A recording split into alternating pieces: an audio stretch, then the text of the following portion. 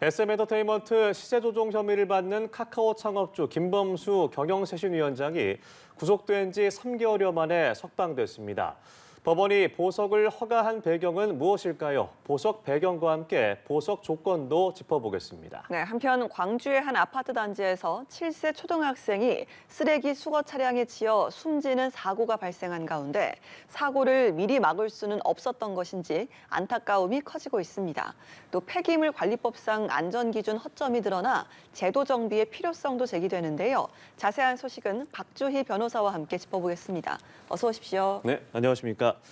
네, 전해드린 대로 SM 시세 조종 혐의를 받고 있는 카카오 창업주 김범수 경영쇄신위원장 어제 100여일 만에 석방이 됐습니다. 법원은 보석을 허가할 상당한 이유가 있다라고 밝혔는데 어떤 이유로 드러나고 있나요? 네, 어제 법원이 이 김범수 위원장에 대한 보석 청구를 인용을 했습니다. 예. 그런데 이제 보석을 허가할 상당한 이유가 있다라고 했지만 구체적인 사유에 대해서는 밝히지 않았는데요. 예. 그런데 이제 법원이 이 김범수 위원장의 보석 청구를 받아들였다는 점에서 이 신청할 때 이 김 위원장이 뭐라고 주장을 했는지를 해석을 해보면 법원이 인용할 이유를 한번 살펴볼 수 있을 텐데요.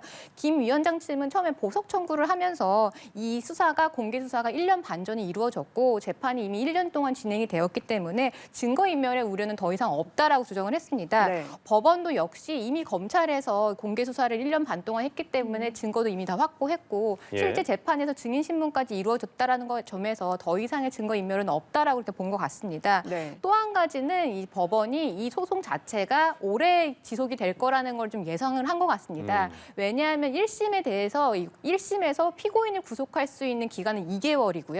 2회에 한해서 2개월씩 연장을 할 수가 있는데 김 위원장 같은 경우는 이미 한 번 연장이 됐거든요. 그러면 남은 거는 나머지 2개월 연장만 한 번 남은 건데 재판장이 이 소송에 대해서 재판하는 과정에 뭐라고 했냐면 이 재판을 늦어도 내년 여름에는 끝내겠다라고 했어요. 그러면 최소 앞으로 6개월 이상은 더 걸린다라는 건데 그런데 통상적으로 이렇게 1심 재판이 길어지는 경우에는 이 구속 기간이 다 만료될 것 같으면은 보석을 허가를 해주기도 합니다. 네. 이 부분을 복합적으로 고려를 한 것 같습니다. 보석을 허가해 준 데 조건이 있었는데요. 증거를 인멸하지 않겠다는 서약서 제출, 또 주거 제한, 보증금 3억 원이었는데 역시나 좀 이러한 조건을 단 이유도 궁금하고 특히나 저는 보증금 3억 원이 눈에 띄더라고요. 네, 이게 보석이라고 한 거는 이제 구속된 피고인을 풀어주는 거거든요. 네. 그런데 이 구속이 될 때는 분명히 사유가 있었을 겁니다. 형사소송법에서는 이 증거인멸이라든지 아니면 뭐 도주 우려가 있다라든지 이런 경우에 이제 구속영장을 발부하는 건데 지금 풀어주더라도 그런 우려가 전혀 없다라고는 사실은 법원에서도 담보할 수 없겠죠. 네. 그렇기 때문에 형사소송법에서는 보석을 허가할 때는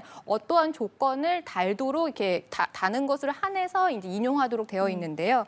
김 위원장처럼 뭐 증거인멸하지 않겠다는 서약서를 받는다라든지 아니면 뭐 주거를 제한한다라든지 아니면 출국을 할 때는 법원의 허가를 받는다라고 한다라든지 그리고 이제 보증금에 대해서도 이제 부과를 할 수가 있는데 이 보증금이라고 하는 것은 이 법원에서 이 부과한 조건을 잘 이행하겠다 이런 부분을 이제 담보하는 담보금이라고 보시면 될 것 같습니다. 네. 그래서 만약에 이 조건 법원에서 얘기했던 뭐 서약서라든지 아니면 뭐 출국 제한이라든지 이런 조건을 만약에 위반했다라고 했을 때는 법원에서는 보석 허가를 취소할 수 있고요. 예. 법원에서 보석 허가를 취소할 때는 이 보증금을 몰취할 수 있습니다. 알겠습니다. 저희가 조금 전에 리포트로 전해드렸었는데요. 광주의 한 아파트에서 재활용 수거 차량에 치여 숨진 초등학생 사건, 뭐 정말 좀 가슴이 아픈 사고인데 예. 이게 막을 수 있는 사고였다라는 지적들이 나오더라고요. 경보음만 울렸더라도 아니면 운전자가 후방 카메라만 봤었더라도 분명히 좀 막을 수 있었을 텐데 명백히 좀 운전자의 과실이라고 봐야겠죠? 네, 이 사실관계를 보면 재활용 수거 차량이 후진하고 있던 상황이었거든요. 후진한 상황이었다라는 건 달리 생각해 보면 속도가 그렇게 빠르지 않았다라는 거예요. 네. 그래서 네. 말씀처럼 만약에 후방 카메라를 만약에 봤다고 하거나 아니면 경고음이 있었다라고 하면 충분히 피할 수 있었는데 이 운전자 같은 경우는 후방 카메라를 보지 않고 이 사이드 미러만 보고 있다가 이 아이가 지나가는 걸 보지 못하고 결국 이런 사고가 발생을 한 것 같습니다. 이 당사자도 이 경찰 조사에서 본인의 과실을 인정했다고 하니까요. 이 처벌에 대해서 제대로 이루어져야 될 것 같습니다. 예, 사실 영상을 보면 사실 평소에도 이렇게 해왔다라는 거 아니겠습니까? 이해가 안 되는 것은 보통 우리가 쓰레기 수거 차량을 보면 운전자가 있고 쓰레기를 빨리 수거해가는 인원, 그러니까 2인 1개조로 운영이 돼야 된다라는 규정도 있다고 하는데 그게 이루어지지 않은 거죠. 이게 지금 이 부분에 대해서 법적 허점이 있어요. 그러니까 일단 폐기물 관리와 관련해서 적용할 수 있는 법이 폐기물 관리법이라는 게 있는데요. 이 법에 따르면 폐기물 처리 시에 3인 1조로 처리하도록 되어 있습니다. 그런데 이 폐기물 관리법의 적용 대상은요. 지자체나 아니면 지자체로부터 용역을 받은 그런 민간 업체만 적용이 됩니다. 예. 이번 사건처럼 이 아파트에서 위탁한 민간 업체 같은 경우는 이 폐기물 관리법 적용 대상이 아닙니다. 그렇기 때문에 3인 1조의 이 작업 규정은 애초에 해당이 되지 않고요. 다만 이런 민간 업체에 대해서도 2인 1조로 작업하라는 환경부의 지침이 있지만 이게 제대로 관리되지도 않고 또 강제할 방법도 없기 때문에 사실 현실에서는 제대로 이런 관리 감독이라든지 아니면 제대로 이행되지 않고 있는 겁니다. 네, 그럼 현실적으로 어떤 대책이 좀 마련돼야 할까요?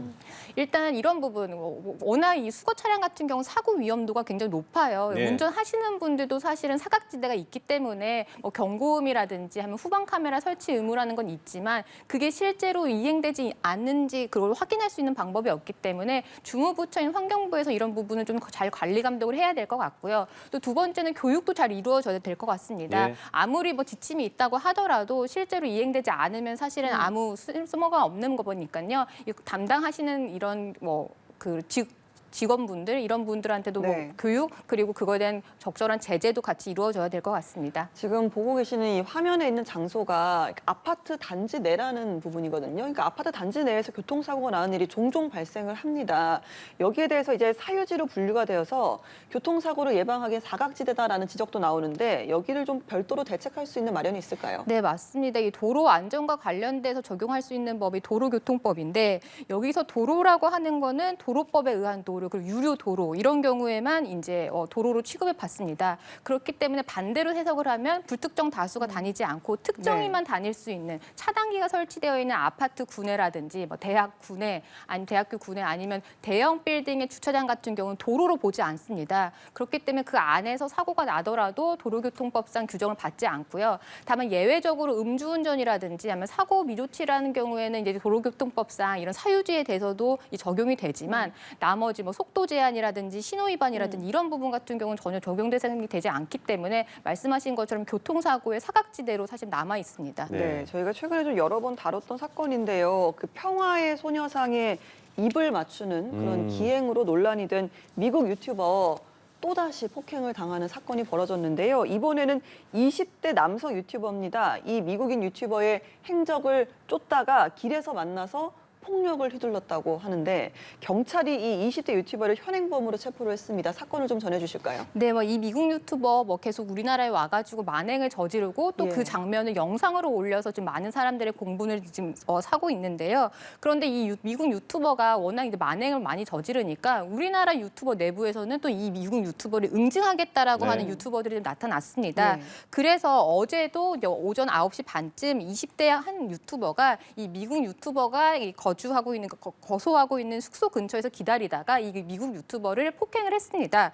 그런데 당시에 사람들이 모여 있다라는 신고를 받고 이미 경찰이 출동했던 상황이고요. 경찰이 이 폭행 장면을 목격하고 바로 이 20대 유튜버를 현행범 체포를 했던 겁니다.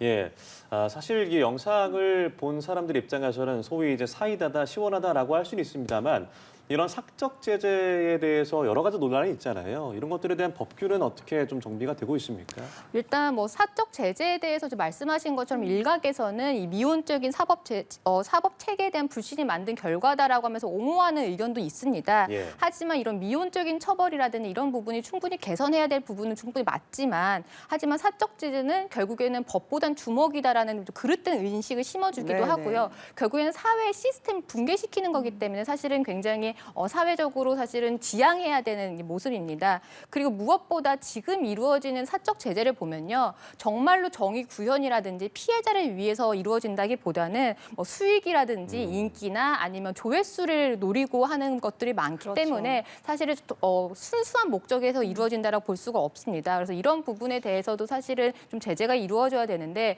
문제는 이제 유튜브라는 이 플랫폼을 어떻게 규제를 할 것인가의 문제인 건데 유튜브는 지금 방송법상 이상 방송이 되지 않기 때문에 심의라든지 규제라든지 이런 부분이 사실은 사각지대로 남아 있어요. 예. 결국에는 유튜브 자체적인 가이드라인에 사실 기댈 수밖에 없는 건데 뭐 미국이라든지 유럽이라든지 다른 나라에서는 최근 들어서 이 유튜브에 대해서 이런 처벌이라든지 예. 관리 의무 같은 경우를 부과하는 법을 계속 만들고 있거든요. 우리나라도 이런 부분에 대해서 좀 시급하게 좀 개선이 되어야 될 것으로 보입니다. 그럼 단순히 이번 사건 같은 경우는 폭행죄만 성립이 되는 건지 이렇게 유튜브에 방송이 되는 장면 같은 것들에 대해서는 따로 처벌할 수는 없는 거죠? 네, 맞습니다. 이게 폭행 처벌에 대해서는 처벌을 할 수가 있는데 그 자체에서 만약에 뭐 욕설이 나왔다라든지 아니면 특정인에 대해서 비방이라든지 뭐 네. 허위사실 유포한 게 아니라고 한다고 하면 이런 부분에서는 사실은 이제 뭐 약간 처벌할 수 없는 규정인 거죠. 그럼 네. 처벌 수위는 어느 정도로 예상을 하시나요? 폭행 같은 경우는 사실은 다친 게 어느 정도로 폭행을 했는지 횟수라든지 방식이라든지 그리고 예. 어느 정도 다쳤는지 이걸 보는데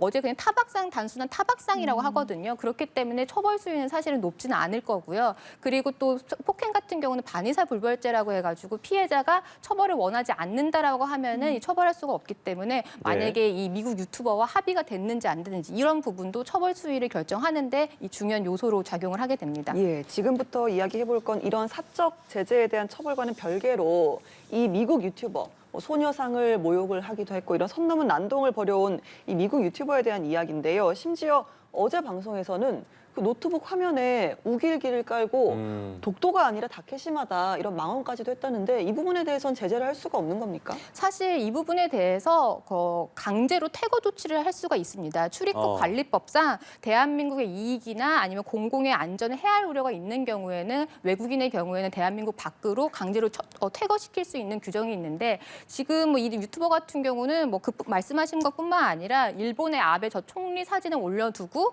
내가 일본을 대신해서 한국을 처단하러 왔다 이런 망언을 올리기도 했거든요. 네. 사실 이런 부분이 계속 지속이 되다 보면은 사실상 이 우리나라의 공공의 안전이라든지 이런 네. 부분 충분히 해할 수 있는 사안이라서 뭐 더 만약에 지속이 된다라고 하면은 강제 퇴거도 할 수가 있는 상황입니다.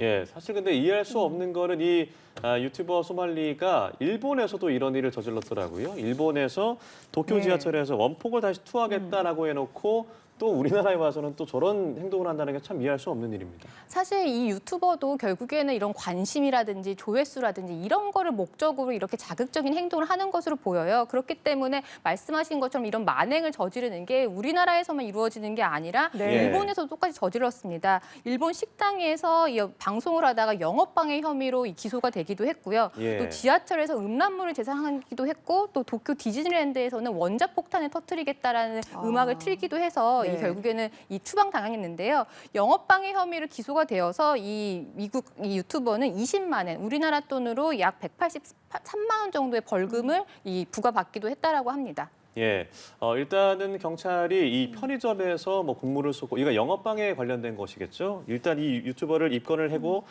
출국 정지 조치를 내렸습니다. 그렇다는 것은 어느 정도 혐의가 인정됐다라고 볼 수 있는 걸까요? 네, 어떻게 보면 이거 아이러니한 부분인데요. 이 미국 유튜버는 본인의 만행을 다 모두 영상으로 찍어서 올렸기 때문에 네. 달리 해석하면 증거가 모두 다 남아있다라는 네. 겁니다. 그래서 이런 편의점에서 라면 국물을 쏟는 행위는 이거는 명백한 영업방해에 해당하거든요. 그렇기 때문에 경찰에서는 이런 부분에 대해서 지금 혐의가 있다라고 보이고요. 아까 제가 강제 퇴거 얘기를 했는데 이제는 범죄를 저질렀기 때문에 강제 퇴거를 하는 게 아니라 이 처벌까지 받고 나서 사실은 그럼요. 출국을 시켜야 되기 때문에 출국 정지를 한 것이고요. 그래서 수사와 재판 그리고 처벌이 이루어지기까지는 우리나라 밖으로 나갈 수가 없고 그 이후에는 사실은 퇴거를 시키는 게 우리나라의 공공의 이익에 부합할 것 같습니다. 그러니까요. 많은 분들이 정말 공분을 못 참는 그런 사건인데 일단 지금 적용된 혐의가 그 편의점의 업무 방해 혐의고 이 밖에도 뭐 소녀상을 모욕한 부분, 또 역사를 왜곡한 행위 여기에 대해서는 강한 처벌이 불가능할까요? 사실 소녀상 모욕에 대해서는 이 처벌하는 규정을 만들자라는 얘기가 사실 계속 나오고 있습니다. 그런데 아직 현행법상으로는 이 소녀상에 대해서 이렇게 뭐 입 맞추는 행위에 대해서는 사실 처벌할 수가 없는데요. 네. 법적으로 따지면 소녀상 같은 경우는 물건에 해당이 됩니다. 그래서 만약에 훼손을 한다라든지 아니면 어떻게 파손한다라든지 했을 때는 손괴죄로 처벌할 수가 있지만 예. 이런 사실은 능욕하는 행위이긴 하지만 예. 불쾌감을 조성하는 행위지만 이 자체만으로는 손괴죄 적용은 좀 어렵습니다. 예, 알겠습니다. 저희가 사건 사고 관련해서 박주희 변호사와 함께 자세한 얘기 나눠봤습니다. 고맙습니다. 맞습니다.